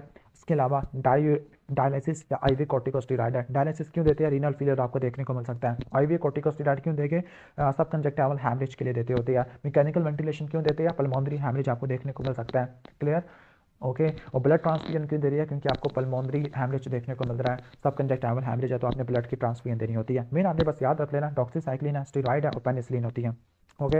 अब लेप्टोस्पायरोसिस की क्या कॉम्प्लिकेशन होती है, ऑलरेडी एक्सप्लेन कर चुका हूँ। हैमरेजिक मैनिफेस्टेशन है, रीनल फेलियर है, लीवर फेलियर है, पल्मोनरी सिंड्रोम है लाइक ARDS, निमोनिया, इफ्रियन आपको देखने को मिल सकती है, मेनिंजोएन्सेफलाइटिस देखने को मिल सकती है, मल्टी ऑर्गन डिसफंक्शन सिंड्रोम है, ओके, सही हो गया। Next important topic is typhoid, okay, it is one of the important topic. Typhoid, malaria, dengue, इनमें से जरूर सवाल आना है। अब टाइफाइड में क्लासिकल ट्रायड होता है, इसमें आपको स्टेप लैडर फीवर देखने को मिलता है, हेडेक होता है और एब्डोमिनल पेन डिस्कम्फर्ट देखने को मिलता है। रिलेटिव ब्रेडिकार्डिया होता है, मैक्युलोपैपुलर रैश होती है, रैश स्पॉट्स ऑन ट्रंक होते हैं। अच्छा, टाइफाइड में अपने टाइम फ्रेम को जरूर याद रखना होता है। जो टाइफाइड होता है ना, साल्मोनेला टाइफी की वजह से देखने को मिलता है। एजेंट है साल्मोनेला टाइफी और साल्मोनेला पैराटाइफी। इसका इंक्यूबेशन पीरियड 2 हफ्तों से होता है और इसका जो रूट ऑफ ट्रांसमिशन है वो फीकल ओरल रूट से होता है। अब इसके टाइम फ्रेम इंपॉर्टेंट है। पहले हफ्ते में आपको जो फीवर होता है वो स्टेप लैडर फीवर होता है, कंटिन्यूस फीवर होता है, कॉन्स्टिपेशन होता है और रिलेटिव ब्रेडिकार्डिया होता है। दूसरे हफ्ते में आपको ट्रंक के ऊपर आपको रॉस स्पॉट्स आपको देखने को मिलते हैं, कफ आपको देखने को मिल सकती है, स्प्लीनोमेगाली देखने को मिलती है जिसकी वजह से एब्डोमिनल डिस्टेंशन देखने को मिलेगी, डायरिया, एब्डोमिनल डिस्टेंशन आपको देखने को मिल सकती है। तो जो थर्ड वीक होता है, थर्ड वीक को बोलते हैं वीक ऑफ कॉम्प्लिकेशन है। इसमें आइलियम फट जाएगी, हैमरेज हो सकता है, कोलिसिस्टाइटिस हो सकता है क्योंकि गॉल ब्लैडर में छुप के बैठ जाता है और ये ऑस्टियोमाइलाइटिस करवा सकता होता है। And the investigation of choices 1 second blood culture होती है और स्टूल कल्चर करा लोगे, क्लियर, ऑलमोस्ट है, ये हो जाएगा। अगर आप इस क्वेश्चन नंबर 1 में देखोगे एब्डोमिनल पेन और वॉमिटिंग हो रही है, एब्डोमिनल पेन और वॉमिटिंग मतलब है कि ये GI डिस्ट्रेस करवा रहा है। इसके बाद येलोविश डिस्कलरेशन ऑफ आइज है। वैसे जॉन्डिस आपको ज़्यादा तो देखने को नहीं मिलता होता unless and until hepatic involvement आपको देखने को मिले, सही है। Abdomen is distended with the fullness of the flank है, सही है, फ्लैंक वाले एरिया पे फुलनेस है, दैट मीन सप्लीनोमेगालिनस एरिया को कवर कर लिया है, सही है। इसके बाद है कि her mother says, okay, her mother says है कि इसको हाई ब्लड फीवर था पहले 10 दिन पे, यानी पहले हफ्ते तक उसको हाई ब्लड फीवर था जो कि सिप्रोफ्लॉक्सिस से ठीक नहीं हो रहा था और प्लेटलेट भी कहने का मतलब है कम हो गया और माइल्ड सप्लीनोमेगाली और एसाइटिस भी मिनिमल है। तो ये ciprofloxacin resistant typhoid fever एंटारिक fever है। अच्छा, एंटारिक फीवर में क्या क्या कराते हैं, CBC कराओगे उसमें आपको ल्यूकोपीनिया देखने को मिलेगा, लिम्फोसाइटोसिस ज़्यादा देखने को मिलता है और इओसिनोफिल्स नहीं होते। LFTs करा लोगे, मेन जो टेस्ट होती है वो ब्लड कल्चर होता है। इसका निमोनिक रट्टा मारना है बासु से। पहले हफ्ते में ब्लड कल्चर करते हैं, दूसरे हफ्ते में एंटीबॉडी टेस्टिंग है जिसको बोलते हैं विडाल टेस्ट है, तीसरे हफ्ते में आप स्टूल कल्चर कराते हो, तीसरे चौथे हफ्ते में आप यूरिन कल्चर कराते होते हैं। बाकी सीरोलॉजी में वो विडाल टेस्ट है लेकिन कोई सेंसिटिविटी स्पेसिफिसिटी नहीं है और मॉलिक्यूलर मेथड में आप PCR करते हैं। और यहाँ पे डब्बा लिखा हुआ है ओनली ड्रग जो कि टाइफाइड को टारगेट करती है वह जिथ्रोमाइसिन होती है पाकिस्तान में। स्पेसिफिक मैनेजमेंट क्या होती है, अगर अनकॉम्प्लिकेटेड टाइफाइड फीवर है, ठीक है, अनकॉम्प्लिकेटेड टाइफाइड फीवर है तो सबसे पहले ड्रग कौन सी इसमें लिखी हुई है, क्लोराम्फेनिकोल लिखा हुआ है, ओके, सही है, क्लोराम्फेनिकोल। और अगर मल्टी ड्रग रेजिस्टेंट स्ट्रेन है तो सिप्रोफ्लॉक्सिसिन है और अगर सिप्रोफ्लॉक्सिस वैसे मल्टी ड्रग रेजिस्टेंट वाले में आप क्लोरामफेनिकोल नहीं इस्तेमाल करते, अमोक्सिलिन, ट्राइमेथोप्रिम, सल्फामेथोक्साजोल और क्लोरामफेनिकोल है। अब यही बहुत ज़्यादा कन्फ्यूजन यहाँ पे लिखी हुई है, बस अब ऐसे याद रख लो। सबसे पहले ड्रग प्रेफर करते हैं सिप्रोफ्लॉक्सासिन है, फिर अगर रेजिस्टेंट है तो आपने सेफ्लोस्पोरिन चलानी है, इज़िथ्रोमाइसिन इस्तेमाल करनी है। और अगर क्रॉनिक कैरियर है, वंस अगेन आप क्या दोगे, क्रॉनिक कैरियर में आप क्या अप्लाई करते होते हैं, क्रॉनिक कैरियर में आप सिप्रोफ्लॉक्सासिन देते हैं और कोलिसिस्टेक्टमी कर देते हैं, क्योंकि गाल ब्लैडर के अंदर आता होता है। उसने यहाँ पे लिखा है कि अगर कोई नहीं से रेजिस्टेंस है तो एजिथ्रोमाइसिन दे दोगे और IV सल्फट्राइएक्सोल दे दोगे। चलो ठीक है, रेजिस्टेंट केसेस में सेफ्लोस्पोरिन और एजिथ्रोमाइसिन आपने दे देनी है कोई लोन से। ओके, सही हो गया, ऑलमोस्ट ये हो जाएगा। अच्छा, मल्टी ड्रग कब लेबल करते हैं, मल्टी ड्रग जब लेबल करते होते हैं जब क्लोरामफेनिकोल से, ट्राइमेथोप्रिम, सल्फामेथोक्साजोल से और अमोक्सिलिन से रेजिस्टेंस हो। सही हो गया, अदरवाइज पहले तो आप क्लोरामफेनिकोल और अमोक्सिलिन ही देते होते हैं। क्लियर। और ट्रीटमेंट फॉर कैरियर स्टेट तो वंस अगेन सिप्रोफ्लॉक्सासिन इस्तेमाल करोगे या कोलिसिस्टेक्टमी करोगे। ऑलमोस्ट ये हो जाएगा। क्वेश्चन नंबर 2 के अंदर देखो, आपका फीवर है, इनिशियली फीवर लो ग्रेड था, हाई ग्रेड हो गया, फीवर रेमिटेंट है और एब्डोमिनल डिस्टेंशन और रेडिश सपोर्ट आ रही है, तो इंटैनिक फीवर में देखने को मिलते हैं। और GI में क्या कॉम्प्लिकेशन हो सकती है, बोवल परफोरेशन हो सकती है, हैमरेज देखने को मिल सकता होता है, कोलिसिस्टाइटिस देखने को मिल सकता होता है, हेपेटाइटिस भी आपको देखने को मिल सकता है, नेफ्राइटिस भी हो सकता है। ठीक है, इसके बाद हेडेक है, कॉन्स्टिपेशन और फीवर फॉर लास्ट 1 वीक है, टेम्परेचर हाई ग्रेड और कंटिन्यूस फीवर है। ठीक है, और रैश है अपर एब्डोमेन के ऊपर, ठीक हो गया, जो कि फेड हो जाता है ऑन प्रेशर। तो ये एंटारिक फीवर के पॉइंट्स बताए हुए हैं। अब ग्रुप्स और drug use for the treatment, तो कौन कौन से ड्रग इस्तेमाल करते हैं। सबसे पहले तो मैंने आपको बताया था कि सबसे पहले कैट देते हैं, कैट से क्लोरामफेनिकोल, एमोक्सिलिन और ट्राइमेथोप्रिम, सल्फामेथोक्साजोल है। रेजिस्टेंस है MTR है तो सिप्रोफ्लॉक्सासिन है, उससे रेजिस्टेंट है तो एजिथ्रोमाइसिन है। क्लियर, सारी ड्रग्स आ जाती हैं। इसके अलावा कोट्रिमोक्साजोल ये भी इस्तेमाल कर सकते होते हैं। ओके, सही है। क्वेश्चन नंबर 4 में देखो, उसको टाइफाइड फीवर खुद बता दिया, कॉम्प्लिकेशन क्या क्या हो सकती है। GI में इंटेस्टाइनल परफोरेशन और हैमरेज होता है और सेप्टिसिमी फोकाई हो सकता है, लाइक कोलिसिस्टाइटिस करवा देगा, मेनिंजाइटिस करवा देगा, टॉक्सिक फिनोमिना में कार्डाइटिस और नेफ्राइटिस करवा देता है और गाल ब्लैडर के अंदर कोलोनाइजेशन कर देता है। ठीक है, क्वेश्चन नंबर 4 में देखो, फीवर 7 डेज से है और बेस लाइन को टच नहीं कर रहा, कंटिन्यूस फीवर है, डेट मीन से टाइफाइड की निशानी होती है, पेन एब्डोमेन में और टेंडरनेस है तो टाइफाइड की निशानी है। क्वेश्चन नंबर 6 पे आ जाओ, फीवर 7 डेज से है, कंटिन्यूस है और पैरासीटामोल लेने से ठीक हो जाता है, वाटरी डायरिया भी है। सही हो गया, ओके। और प्लेटलेट भी कम हो जाते हैं, थ्रोम्बोसाइटोपिनिया भी होता है। हाँ, स्प्लीनोमेगाली की वजह से देखने को मिल सकता है। ठीक है, और ग्राम नेगेटिव रोड्स बताए हुए हैं, तो साल्मोनेला टाइफी की निशानी है। ठीक हो गया, और आपको पल्स में क्या मिलता है, रिलेटिव ब्रेडिकार्डिया देखने को मिलता है। अगर मल्टी ड्रग रेजिस्टेंट है तो आपने सिप्रोफ्लॉक्सासिन है, और अगर कोई निलोन से रेजिस्टेंट है तो एजिथ्रोमाइसिन है और IV सेफ्ट्राइएक्सोन है। Next another hot topic, this is malaria. Okay, सही है। चैप्टर कितना बड़ा है, काफ़ी लंबा चैप्टर लगता है ये वाला। हाइड्रेटेड डिजीज़ है, टेटनस है। I think I should be speed up little bit, otherwise ये वीडियो 1.5 घंटे की हो जाएगी। ओके, अच्छा, मलेरिया के अंदर आपको क्या चीज़ें देखने को मिलती है। मलेरिया के अंदर आपको हाई इरेगुलरली स्पाइक फीवर देखने को मिलता है। इन शॉर्ट, आपको अगर हाई ग्रेड फीवर देखने को मिले, अनीमिया देखने को मिले और स्प्लीनोमेगाली देखने को मिले, तो सबसे पहले आपने मलेरिया की तरफ जाना होता है। क्लियर, सही हो गया। और तो मलेरिया में क्या होगा, फीवर होगा, एनीमिया होगा, जॉन्डिस होगा, टेंडर हेपेटोस्प्लीनोमेगाली देखने को मिलेगी। लाइक क्वेश्चन नंबर 1 में आओ, हाई ग्रेड फीवर है, चिल्स और हेडेक है, फीवर प्रोक्सिमल है और कब हो रहा है, एवरी 48 to 78 आवर्स में हो रहा है। यानी ये कौन सा फीवर है, अगर 72 आवर्स के बाद देखने को मिले तो वो कौन सा होता है, वो प्लाज्मोडियम मलेरियाई में देखने को मिलता होता है। क्लियर, सही हो गया, ओके। और अगर फीवर एवरी 48 आवर्स के बाद देखने को मिले, जिसको टर्शियन फीवर कहते हैं, तो वो 5X और ओवेल की वजह से देखने को मिलता है। और अगर डेली फीवर देखने को मिले तो वो होता है प्लाज्मोडियम फैल्सिपारम में, यानी प्लाज्मोडियम मलेरिया में कॉशन फीवर होता है और इसमें ग्लोमेरुलोनेफ्राइटिस और नेफ्रोटिक सिंड्रोम हो सकता है। जबकि प्लाज्मोडियम 5X और ओवेल में बिनाइन टर्शियन मलेरिया होता है और इसमें टेंडर हेपेटोस्प्लीनोमेगाली देखने को मिलती होती है। क्लियर, ऑलमोस्ट ये हो जाएगा। अब इन्वेस्टिगेशन क्या होगी, माइक्रोस्कोपी में आप क्या क्या करवाओगे आप। अब मेन इन्वेस्टिगेशन क्या है, आप जिम्सा स्टेनिंग करा लोगे। थिक और थिन जिम्सा स्टेनिंग है, जो कि रोमानोव्स्की स्टेन होती है। थिक स्टेन में आपको पता लगेगा कि पैरासाइट, थिक स्टेन में आपको पैरासाइट का पता लग जाएगा। ठीक है, कि कौन सी स्टेजेस है, सारी स्टेजेस का पता लग जाएगा थिक स्टेजेस के अंदर। और थिन के अंदर आपको डायग्नोसिस को कंफर्म करने में हेल्प मिलेगी, आप स्पीशीज को आइडेंटिफाई करोगे और पैरासिटिक लोड को क्वांटिफाई कर दोगे। क्लियर, सही हो गया। इन शॉर्ट के प्लाज्मोडियम को देखने के लिए थिक स्टेनिंग है और कौन सी स्पीशीज़ है उसके लिए आप थिन स्टेनिंग करते होते हैं। इसके अलावा आप रैपिड स्टिक टेस्ट भी कर सकते हैं। रैपिड स्टिक टेस्ट में कौन कौन से हो जाते हैं, लाइक ऑप्टिमल टेस्ट है जो कि प्लाज्मोडियम लैक्टेट डिहाइड्रोजिनेस को आइडेंटिफाई करता है। और इसके बाद पैरासाइट एफ है, parasite F plasmodium falciparum histidine rich protein को आइडेंटिफाई करता है। तो ऑप्टिमाइल और पैरासाइट एफ को आपने रट्टा मार लेना है, बाकी PCR भी करा लेते होते हैं। क्लियर। कॉमनली यूज ड्रग कौन कौन से इस्तेमाल करते हैं, क्लोरोक्विन इस्तेमाल होते हैं, लेकिन ये सेंसिटिव केसेस में इस्तेमाल होती है। अदरवाइज हम आर्टिमेसिनिन कॉम्बिनेशन थेरेपी इस्तेमाल करते होते हैं। आर्टिमिसिनिन कम्बिनेशन थेरापी इस्तेमाल करते होते हैं। क्लियर, सही हो गया। फॉर एग्जांपल अगर किसी को अनकॉम्प्लिकेटेड प्लाज्मोडियम फैल्सीपैरम है, अनकॉम्प्लिकेटेड प्लाज्मोडियम फैल्सीपैरम है यानी कोई सेरिब्रल मलेरिया नहीं है, तो इसमें आपने आर्टिमिथर और लुमेफेंट्रिन इस्तेमाल करनी होती है। क्लियर, ओरल आर्टिमिथर और लुमेफेंट्रिन है, या क्विनिन भी दे सकते हैं डॉक्सीसाइक्लिन के साथ। ठीक है, और अगर कॉम्प्लिकेटेड है तो आपने आर्टिमिसिनेट देने होते हैं, 2.4 मिलीग्राम पर केजी होता है एट 0, 12 और 24 आवर्स पे आपने देने होते हैं। क्लियर, तो आपको मैंने बता दिया। और अगर आपने प्रोफाइलैक्सिस करना है हाई क्लोरोक्विन रेजिस्टेंट वाले एरिया में, तो आपने मैफ्लोक्विन देना होता है, या डॉक्सीसाइक्लिन है, या मेलारोन आपने इस्तेमाल करना होता है। क्लियर, ठीक है। तो ऑलमोस्ट ये सारी ड्रग्स मैंने एक्सप्लेन कर दिया। इसके बाद आ जाती है क्वेश्चन नंबर 2 पे आ जाते हैं, हाई ग्रेड फीवर है और फिट्स भी आ रहे हैं। फिट्स का मतलब है सीनस की इन्वॉल्वमेंट आना शुरू हो गया है, अफ्रीका से है, अफ्रीका में मलेरिया काफ़ी ज़्यादा कॉमन होता है, जॉन्डिस भी है।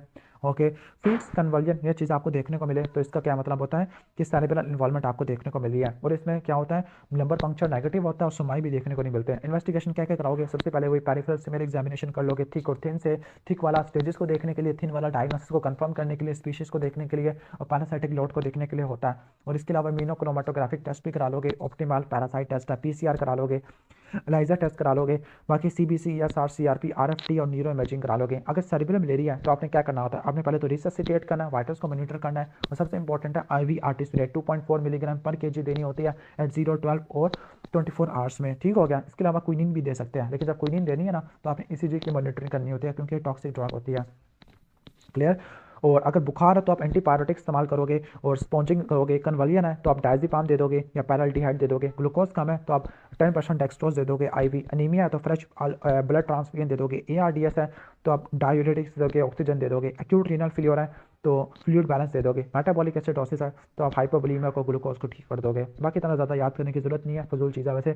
High grade fever for 5 days है और ड्राउजीनेस आ गया, ड्राउजीनेस है दैट मीन सेरिब्रल मलेरिया आ गया। ठीक है, और अगर आप आगे नोट करो माइल्ड जॉन्डिस है उसको, ओके, यानी फीवर, अनीमिया, और अगर आपको देखने को मिले हेपाटोमेगाली है, सप्लीनोमेगाली है, तो आपने मलेरिया की तरफ जाना होता है। कॉम्प्लिकेशन जो इस पेशेंट में आ गए हैं, सेरिब्रल मलेरिया आपको बताया, इसके अलावा अनीमिया हो सकता है इस पेशेंट में, हिमोलिसिस है, बुखार ज़्यादा हो गया, जॉन्डिस वगैरह हो गया। ठीक है, जो ब्लैक वाटर फीवर वो भी आपको देखने को मिलता है प्लाज्मोडियम फैल्सीपैरम की वजह से, इसको हीमोग्लोबिन यूरिया कहते हैं। फार्माकोलॉजिकल ट्रीटमेंट क्या होगा, आपने आर्टिमिसिन कम्बिनेशन थेरापी इस्तेमाल करनी होती है, फॉर एग्जाम्पल आर्टिमिथल लुमेफेंट्रिन है। इसके अलावा आपने क्या इस्तेमाल करना होता है, मेलारोन भी इस्तेमाल कर सकते हैं। मेलारोन में क्या चीज़ें होती है, एटोवाक्विन और प्रोग्वानिल इस्तेमाल होती है, लेकिन वो प्रोफाइलैक्सिस के लिए इस्तेमाल होती है। इसके अलावा डॉक्सीसाइक्लिन है, क्विनिन है, क्लिंडामाइसिन है, ये भी इस्तेमाल कर सकते हैं।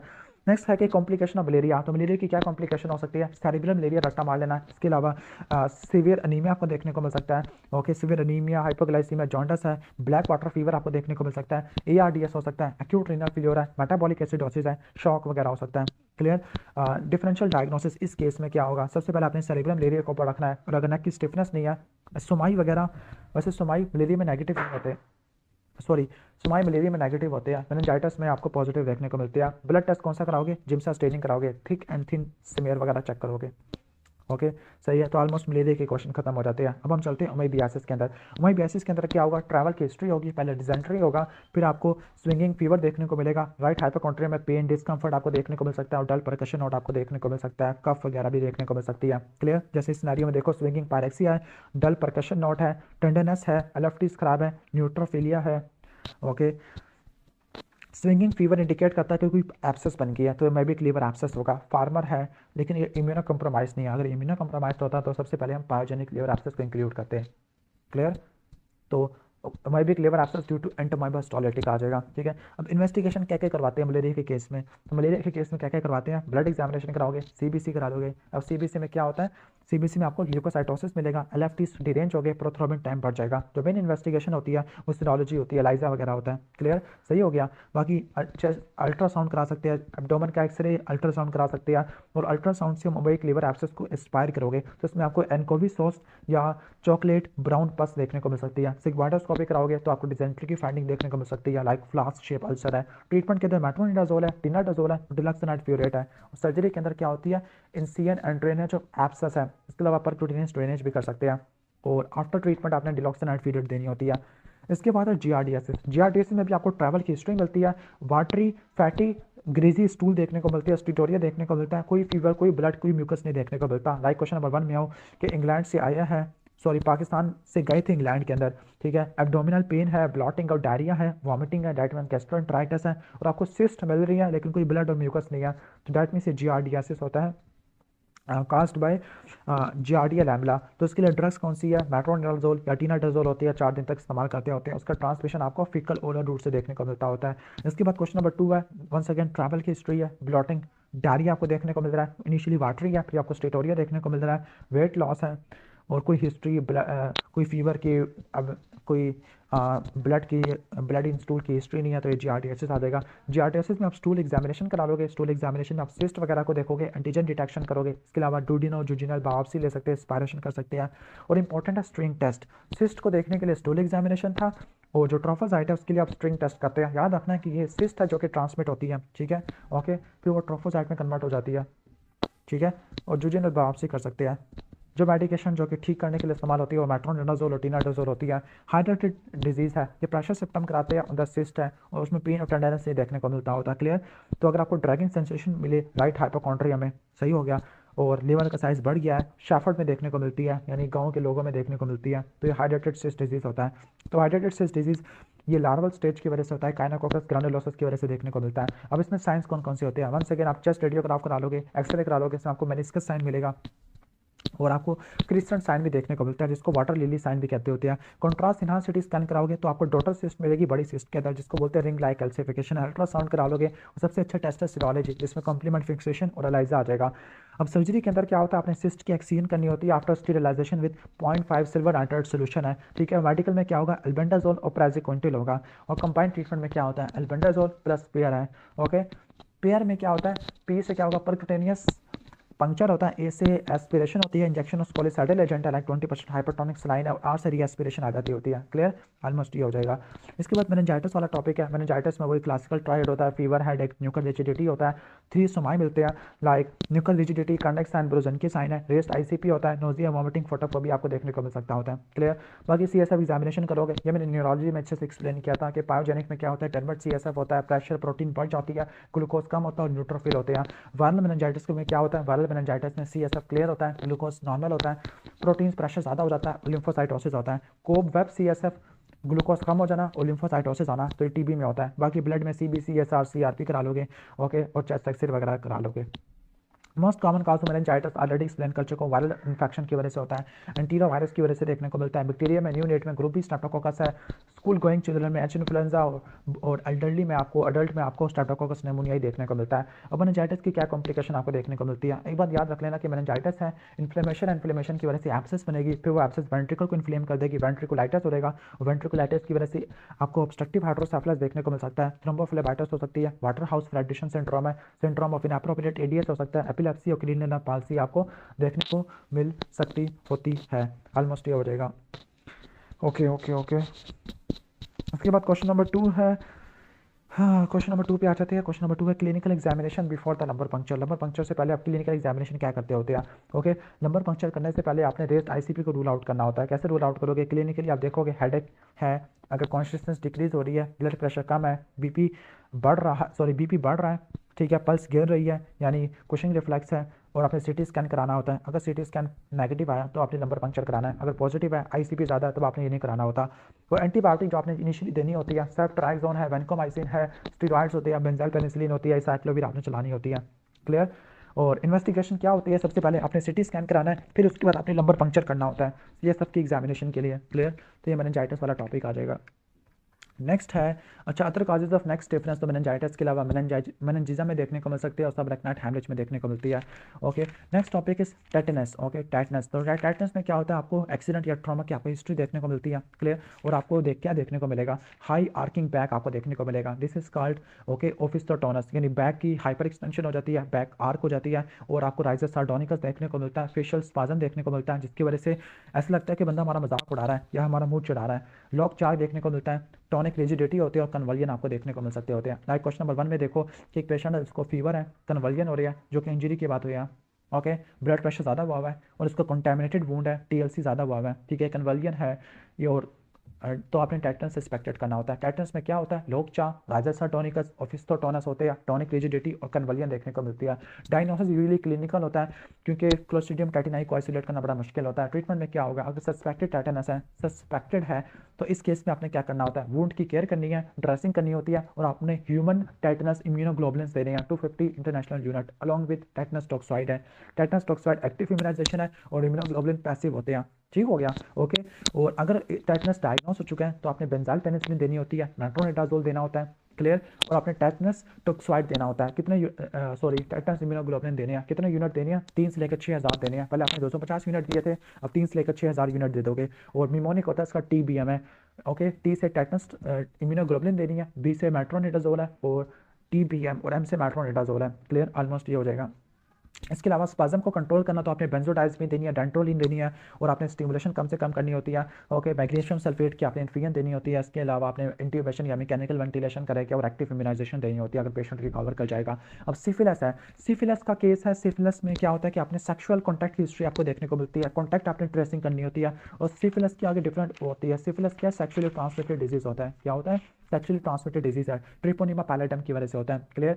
अब इसकी डिफरेंट टाइप्स होती है, प्राइमरी सेकेंडरी सिफिलिस होता है, लेटेंट सिफिलिस होता है, टर्शियरी सिफिलिस होता है। प्राइमरी सिफिलिस 9 से लेकर 90 दिन के बाद होता है। इसमें आपको पेनलेस अल्सर मिलेगा, ओके, पेनलेस अल्सर मिलेगा जिसको बोलते हैं चैनकर बोलते हैं। इस पेनलेस अल्सर का क्लीन बेस होता है, रेस बॉर्डर्स होते हैं, जेनिटल एरियाज में आपको देखने को मिलता होता है। इसके अलावा आपको ड्रेनिंग लिम्फ नोड भी देखने को मिल सकती है। जो लिम्फ नोड्स होती है वो once again painless lymph nodes हो गए और पेनलेस अल्सर होगा। फिर 2 पॉइंट्स आपने प्राइमरी में रट्टा मार लिया। सेकेंडरी आपको तकरीबन 2 महीनों के बाद देखने को मिलता होता है। इसमें आपको क्या देखने को मिलेगा, इसमें आपको माउथ में स्नेल ट्रैक अल्सर मिलेगा, स्नेल ट्रैक अल्सर देखने को मिलता है। इसके अलावा पेनलेस म्यूकोक्यूटेनियस लीजन होती है, पेनलेस म्यूकोक्यूटेनियस लीजन देखने को मिलती है। इसके अलावा लिम्फेडिनोपैथी भी देखने को मिलती है, वंस अगेन वो भी पेनलेस होती है।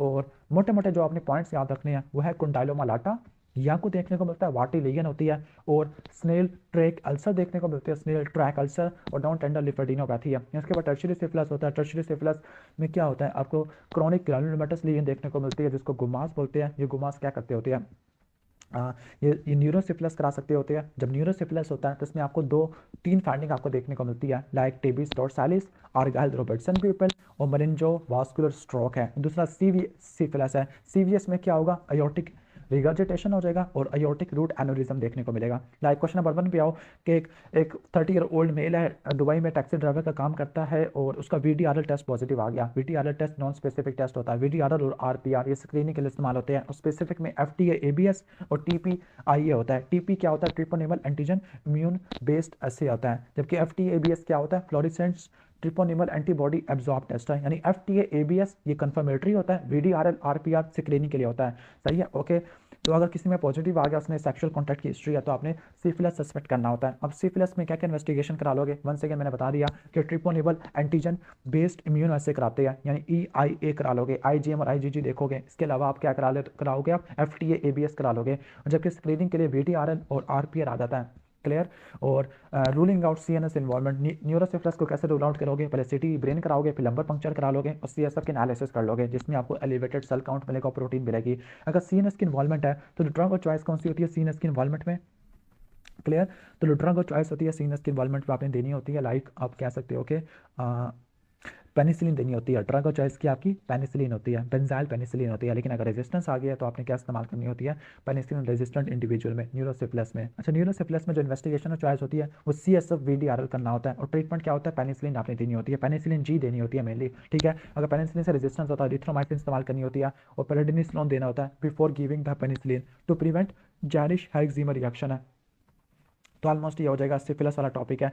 इसके बाद HIV वाला पेशेंट है, ओके। HIV वाला पेशेंट इम्यूनो कॉम्प्रोमाइज्ड होता है और इसमें HIV में जो होती है ना मेन CD4 सेल्स को अफेक्ट करता होता है। अब इसका जो प्राइमरी इन्फेक्शन होता है HIV का, प्राइमरी इन्फेक्शन 2 से लेकर 6 हफ्तों के बाद देखने को मिलता है। इसमें प्राइमरी इन्फेक्शन में आपको क्या मिलता है, फीवर मिलता है, ओके, आपको रैश देखने को मिलता है, ठीक है, फरंजाइटिस देखने को मिलता होता है, लिम्फेडिनोपैथी देखने को मिलती है, सर्वाइकल लिम्फेडिनोपैथी होती है, माइल्जिया, आर्थ्रल्जिया, हेडेक और म्यूकोजल अल्सरेशन होता है, लेकिन कोई स्पेसिफिक पॉइंट नहीं है, ठीक है।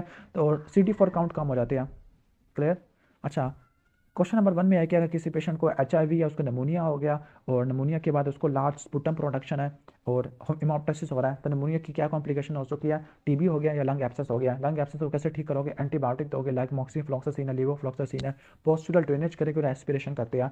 और TB है तो आप ATT देते होते हैं। सर्जिकल ट्रीटमेंट क्या होता है? आपने एब्सेस करके ड्रेनेज करनी होती है या सेगमेंटेक्टमी करनी होती है। क्लियर, ऑलमोस्ट ये हो जाएगा। क्वेश्चन नंबर 2 देख लेते हैं। परसिस्टेंट कफ है, ठीक है, ओके।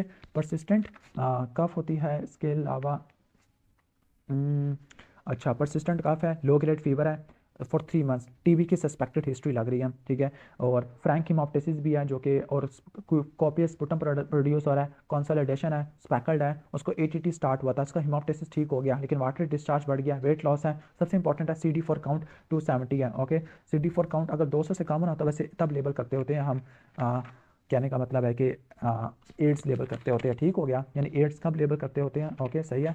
एड्स जब लेबल करते होते हैं जब ना HIV या CD4 काउंट 200 से कम है या अपॉर्चुनिस्टिक इन्फेक्शन या मैलिग्नेंसी है, तो एड्स HIV आप लेबल कर लोगे CD4 काउंट की बेस पर। वैसे 350 तक आपने याद करने होते हैं। क्लियर, तो आगे चलते होते हैं। तो क्या क्या होगा? हिस्ट्री लोगे, अब्रॉड हिस्ट्री है, सही है। इसके बाद है कि वायरस स्पेसिफिक एंटीबॉडीज देखोगे। अच्छा, बेस्ट स्क्रीनिंग जो टेस्ट होता है वो लाइजा होता है, जो बेस्ट कंफर्मेटरी होता है, स्पेसिफिक होता है, वेस्टर्न ब्लॉटिंग होता है। कौन सा होता है? वेस्टर्न ब्लॉटिंग टेस्ट होता है। इसके अलावा आप PCR भी करा सकते हो, वायरल कल्चर भी करा सकते हो। क्लियर, PCR RNA लोड है, PCR RNA लोड, इससे क्या चीज़ें देखोगे? PCR RNA लोड, इससे आप ये देखोगे कि थेरेपी से रिस्पॉन्स आ रहा है, नंबर 2 ट्रीटमेंट फेल तो नहीं हो रहा, नंबर 3 इन्फेंट में HIV तो नहीं है, ओके। और वायरस के मटीरियल को देखने के लिए बहुत सारे टेस्ट बताए हुए हैं, DNA PCR है, RT-PCR है, वायरस की कल्चर कराना होता है, CBC कराओगे, एनीमिया, लिम्फोपीनिया, ओके। वायरसेस में आपको, इस केस में आपको लिम्फोपीनिया आपको देखने को मिलता है, थ्रोम्बोसाइटोपिनिया, CD4 काउंट आपको कम देखने को मिलती होती है। ट्रीटमेंट क्या होता है? पहले तो जनरल मेजर्स है, जनरल मेजर्स में बैलेंस डाइट है, स्मोकिंग खत्म कर देनी है, सेफ सेक्स है, एडिक्वेट रेस्ट है, काउंसलिंग, एजुकेशन ऑफ पेशेंट है। इसके बाद आ जाते हैं एंटी रिट्रोवायरल थेरेपी के अंदर। अब एंटी रिट्रोवायरल थेरेपी इंपॉर्टेंट है, ओके। अच्छा, चॉइस ऑफ ड्रग कौन सी होती है? जो ड्रग इस्तेमाल करते हैं वो होती है highly active anti retroviral drugs होती है, ठीक हो गया, ओके। अब एंड में आप 3 या 3 से ज़्यादा ड्रग इस्तेमाल करते होते हैं। अब इसके कुछ रेजिमेंट बनाए हुए हैं, ठीक है। अब रेजिमेंट में कौन कौन से रेजिमेंट होते हैं, ठीक है, ओके। लाइक रेजिमेंट के अंदर, अच्छा, मिमोनिक इसका रट्टा मान लेना, RET, रेट, ओके।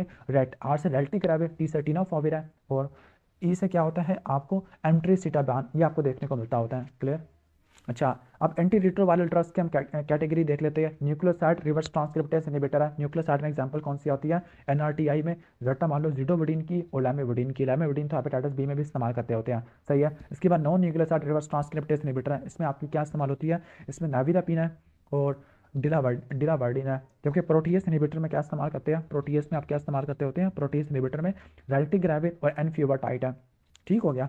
आप ऐसे याद रख सकते हो कि एंट्री इनहिबिटर में एनफ्यूवाटाइड एंट्री को इनहिबिट कर देती है और जैसी एंट्री होगी तो उसको मार देंगे, तो मैराविरोक है।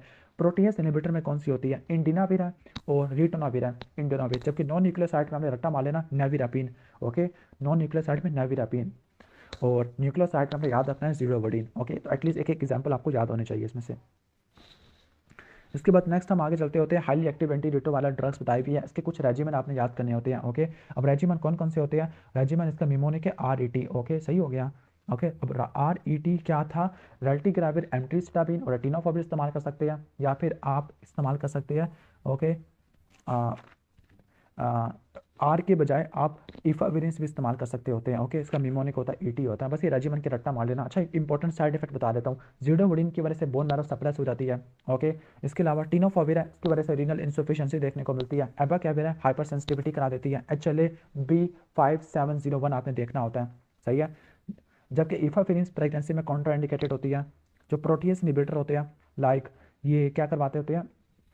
GI डिस्टर्बेंस कराते होते हैं। और इंडिनाविर है, ये नेफ्रोलिथियासिस करा देती है। इंपॉर्टेंट साइड इफेक्ट है, सही है। इसके बाद आ जाते हैं नेक्स्ट क्वेश्चन है कि क्वेश्चन नंबर 3 है, फीलिंग ऑफ इल हेल्थ है और मलेज है, परसिस्टेंट लो ग्रेड फीवर है और इसको प्रोमिनेंट ब्रोंकोवास्कुलर मार्किंग है नियर द हाइलम है और स्पुटम AFB के लिए नेगेटिव है। सारा सिनेरियो TB का बताया हुआ था, सर्वाइकल लिम्फेडिनोपैथी भी है, फीवर है, लेकिन TB नेगेटिव है, तो एड्स की तरफ जाना होता है। अब इसकी स्टेप्स ऑफ इवैल्यूएशन क्या है? HIV की सिनोलॉजी करा लोगे, CD4 काउंट करा लोगे, ओके, CD4 काउंट और क्रिप्टोकोकस का एंटीजन टेस्ट करा लोगे अगर CD4 100 से कम होता है। बाकी सिरोलॉजी करा लोगे, स्क्रीनिंग करा लोगे और आप रिपोर्टिंग करोगे। इसके बाद है कोविड, इसका सवाल आएगा एग्जाम में मोस्ट प्रोबेबली, ठीक है। अब कोविड में जो इंक्यूबेशन पीरियड होता है, लेकिन एक डेंगू का ज़्यादा सवाल है, डेंगू का तो कंफर्म है, और दूसरा कोविड में से आना है मोस्ट प्रोबेबली।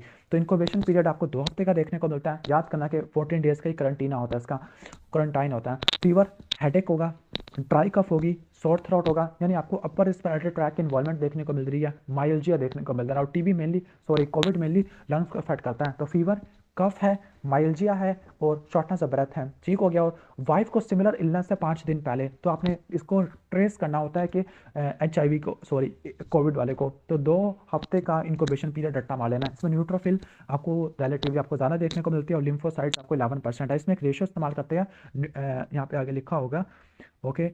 रेशियो है CBC में न्यूट्रोफिल टू लिम्फोसाइट रेशियो, ये बढ़ जाती होती है, न्यूट्रोफिल टू लिम्फोसाइट रेशियो, यानी न्यूट्रोफिल ज़्यादा और लिम्फोसाइट रिलेटिवली कम हो गया, ESR भी ज़्यादा हो जाता है और ऑक्सीजन सैचुरेशन कम हो जाती है। तो ये SARS-CoV-2 इन्फेक्शन होता है, जिसको बोलते हैं severe acute respiratory syndrome, corona virus या कोविड-19 इन्फेक्शन है। इन्वेस्टिगेशन में क्या होगा, स्पेसिफिक इन्वेस्टिगेशन में चेस्ट रेडियोग्राफ कराओगे तो आपको बेसल इन्फिल्ट्रेट मिल सकता है, बायोफिलर इन्फिल्ट्रेट मिल सकता है। CT स्कैन कराओगे को कंसोलिडेशन मिलेगी और सेप्टल थिकनिंग देखने को मिलती है, जिसे कॉल्ड क्रेजी पेवमेंट थिकनिंग है। मॉलिक्यूलर मेथड ये सबसे इंपॉर्टेंट है। सबसे पहले आपने नेजोफरेंजियल या ओरोफरेंजियल स्वैब लेना है और फिर आपने इसका RT-PCR करना है वायरल DNA को देखने के लिए, कंफर्मेटरी होता है। सही हो गया। बाकी एंटीबॉडी डिटेक्शन कर सकते हैं। नॉन स्पेसिफिक इन्वेस्टिगेशन है। CBC में लिम्फोपीनिया होगा, लेकिन न्यूट्रोफिल टू लिम्फोसाइट रेशियो बढ़ जाती है। ELT ज़्यादा होगा, डी डायमस करा लोगे, लाइक CRP फेरेटिन वो बढ़ जाते हैं। सीरम एल्ब्यूमिन कम हो जाएगा, इलेक्ट्रोलाइट्स में इलेक्ट्रोलाइट्स कम हो जाते हैं, हाइपोनेट्रीमिया, हाइपोकैलेमिया, हाइपोकैल्सीमिया है। लीवर की इन्वॉल्वमेंट है तो नहीं, लीवर की इन्वॉल्वमेंट में तो हाइपोग्लाइसीमिया देखने को मिलता है, ओके। अच्छा, इसमें आपको हैप्पी हाइपोक्सिया देखने को मिलता है। हैप्पी हाइपोक्सिया के ऑक्सीजन सैचुरेशन कम है, लेकिन फिर भी इनको कोई मसला नहीं है। ट्रीटमेंट में क्या होता है, ट्रीटमेंट के अंदर आपने सपोर्टिव ट्रीटमेंट है, लाइक हाई फ्लो ऑक्सीजन देनी होती है, मैकेनिकल वेंटिलेशन है, फ्लूइड रिससिटेशन है, एंटीबायोटिक्स कैंट्री इन्फेक्शन के लिए है, आइनोस्पोर्ट्स है और स्टीरॉइड देने होते हैं। मेन जो ट्रीटमेंट होता है उसके लिए आपने फार्माकोलॉजिकल ट्रीटमेंट है, उसमें आपने 2 में डिवाइड करना है, मोनोक्लोनल एंटीबॉडी और एंटीवायरल ड्रग्स हैं। जो एंटीवायरल ड्रग्स होती है उसमें मुल्नुपिराविर है और पैक्सलोविड है। मुल्नुपिराविर अल्टा मालूम, मुल्नुपिराविर। जबकि मोनोक्लोनल एंटीबॉडी में इंटरल्यूकिन 6 एंटीबॉडीज होती है, लाइक टोक्लिजुमाब है, टोक्लिजुमाब याद रख लो और मुल्नुपिराविर याद रख लो, क्लियर। बाकी बड़ी बड़ी मुश्किल ड्रग्स है। नेक्स्ट है वैक्सीनेशन। वैक्सीनेशन ये तो सबसे आसान है। इनएक्टिवेटेड वैक्सीनेशन जो हमने लगवाई थी, साइनोफार्म और साइनोवैक है। इसके अलावा RNA और DNA की वैक्सीन थी जो कि काफ़ी महंगी थी, तो वो मोडर्ना थी। प्रोटीन सबिनॉट वैक्सीन तो वो नोवोवैक्स है। और लास्ट में एस्ट्राजेनिका भी होती है, जो कि पाकिस्तान में तो शायद थी नहीं। क्वेश्चन नंबर 2 पे देख लो, जो कीवर्ड है, ICU में काम कर रहा है पैरामेडिकल स्टाफ है, कोविड-19 सस्पेक्टेड है और उसको फटीग और टायर्डनेस देखने को मिल रही है। अब आपने कब उसको करना होता है, इंडिकेशन ऑफ हॉस्पिटलाइजेशन, कोविड-19 वाले को कब आपने हॉस्पिटलाइज करना होता है, जब आपको निमोनिया देखने को मिले, एज 65 से ऊपर हो, ऑक्सीजन सैचुरेशन 94 से कम हो रही हो, ARDS हो, ओबेसिटी हो, कोमॉर्बिड कंडीशन हो, इस केस में आपने उसको एडमिट करना होता है, क्लियर, सही है। इसके बाद हम आगे आ जाते हैं, इसका निमोनिया क्या है, हेलो एट से हिस्ट्री ऑफ कोमॉर्बिडिटी या एज 65 से ऊपर है, लो ऑक्सीजन सैचुरेशन है और ओबेसिटी और ARDS आपको देखने को मिले, ठीक है। क्वेश्चन नंबर 3 पे आ जाओ, हाई ग्रेड फीवर और सोर थ्रोट है, अपर रिस्पिरेटरी ट्रैक इन्फेक्शन है और सिमिलर कंडीशन दूसरे फैमिली मेंबर में भी है, तो कोविड-19 सस्पेक्टेड है, ऑक्सीजन सैचुरेशन कम हो गया है। एंटीवायरल ड्रग कौन से इस्तेमाल करते हैं, मोलनुपिराविर और पैक्सलोविड इस्तेमाल करते होते हैं। रोल ऑफ एंटीकोगुलेंट, एंटीकोगुलेंट क्यों देते होते हैं, बिकॉज थ्रोम्बोएम्बोलिज्म प्रोफाइलेक्सिस के लिए देते होते हैं, अगर थ्रोम्बोसिस का रिस्क ज़्यादा होता है, ठीक है, ICU वाले पेशेंट में। और जबकि नॉन ICU वाले पेशेंट में हम कब देते होते हैं, जब ब्लीडिंग रिस्क ज़्यादा होता है और थ्रोम्बोसिस का रिस्क कम होता है, उस केस में आपने देनी है। यानी अगर ICU में कब देनी है, जब थ्रोम्बोसिस ज़्यादा है, और नॉन ICU में कब देनी होती है, जब ब्लीडिंग रिस्क ज़्यादा होता है, इस केस में आपने प्रोफाइलेक्टिक एंटीकोगुलेंट देनी होती है, ठीक है। तो कोविड-19 का इन्फेक्शन हो जाएगा।